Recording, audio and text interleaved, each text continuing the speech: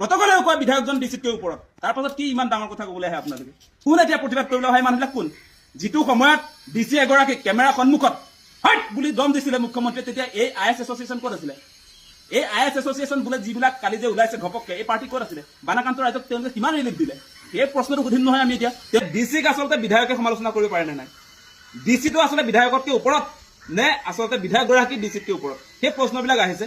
আৰু বহুতে কৈ আছে যে জিলাখনৰ মুৰব্বী হিচাপে আচলতে ডিচিৰ এক্টিয়াৰ বা তেওঁ মানে বিধায়কতকৈ ওপৰত, তেনেকুৱা ধৰণৰ কথা বতৰা বহুতে ক'বলৈ আৰম্ভ কৰিছে।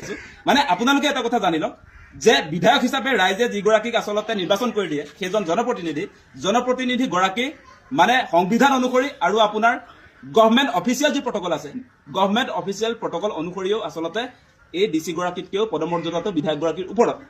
আৰু আপোনালোকে নিশ্চয় দেখা পালে সিদিনা যিটো ভিডিঅ' ভাইৰেল হৈছে তাত দেখিব ডিচি য'ত বহি আছে, ডিচি চকীটো বহুত ডাঙৰ দেখিছো আমি।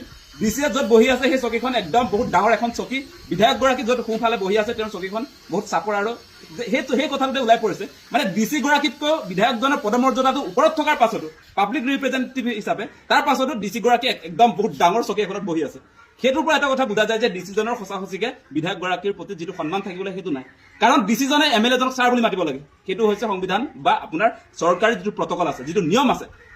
আৰু আমি দেখিছো ডিচিজনৰ যিটো বডি লেংগুৱেজ, তেওঁৰ যিটো ভাও, সেই কথাটোৰ পৰা প্ৰমাণ হয় এই ডিচিজন সঁচা সঁচিকে পাব্লিক যি আচলতে জনপ্ৰতিনিধি, ৰাইজে নিৰ্বাচন কৰা জনপ্ৰতিনিধি হিচাপে বিধায়কগৰাকীক যি ধৰণৰ সন্মান প্ৰদৰ্শন কৰিব লাগে সেইটো নাই। অখিল গগৈয়ে এই শিৱসাগৰ বিধানসভা সমষ্টিত যিসকল ভুক্তভোগী পৰিয়াল, যিবিলাকক এই প্ৰলয়ংকাৰী বানে তছনছ কৰি পেলালে, সেই পৰিয়ালক ৰিপ্ৰেজেণ্ট কৰিছে। সেই ভুক্তভোগী পৰিয়ালৰ প্ৰাপ্য অধিকাৰৰ কাৰণে মাত মাতিছে। এই মানুহখিনিক এতিয়া মুখ্যমন্ত্ৰীয়ে প্ৰদান কৰা 15,000 টকাৰ তৎকালীন সাহায্যটো অতি শীঘ্ৰে লাগে, এমাহ হৈ গ'ল কিন্তু। আৰু এই সময়ছোৱাত কিয় আচলতে সেই টকাটো পোৱা নাই সেই কথাটো ডিচিক আচলতে জবাবদিহি কৰিছে। আৰু সেই ক্ষেত্ৰত ডিচিৰ আত্মসন্মানটোৱে ডাঙৰ কথা হৈছিলে। ডিচিটো তেনেকুৱা বহুত ডাঙৰ বস্তু নহয়। আপোনালোকক মই এটা কথা ক্লিয়াৰ কৰি দিছো যে সংবিধান অনুসৰি গণতান্ত্ৰিক এটা ব্যৱস্থাত বা চৰকাৰী যিটো প্ৰটকল, যিটো নিয়ম আছে, সেই অনুসৰি MLA জন ডিচিজনতকৈ ওপৰত, পদমৰ্যাদাটো তেওঁৰ ওপৰত থাকে। ডিচিয়ে এই মুহূৰ্তত আপোনাৰ যি ধৰণৰ ছাৰ্ভিচ শিৱসাগৰৰ ৰাইজক দিব লাগিছিলে সেইটো নিদিলেই।